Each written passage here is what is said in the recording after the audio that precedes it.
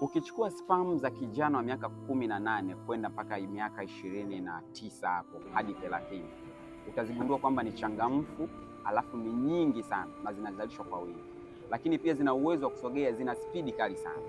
Lakini ukichukua sperm za mtu wa kuanzia miaka 30 na kuendelea, utagundua kwamba nyingi zinakufa, nyingi ni dhaifu, alafu ni chache. Na hii imetokana na nini? Katika kipindi hiki cha umri wake wa chini ya miaka 30, yani miaka 29 kurudi chini, alikuwa akila vyakula ambavyo vinaenda kuua kiwango cha sperm, haviendi kusaidia kuzalisha kiwango cha sperm, lakini pia kunashusha viwango vya kinga ya mwili kwenye mfumo wa uzazi.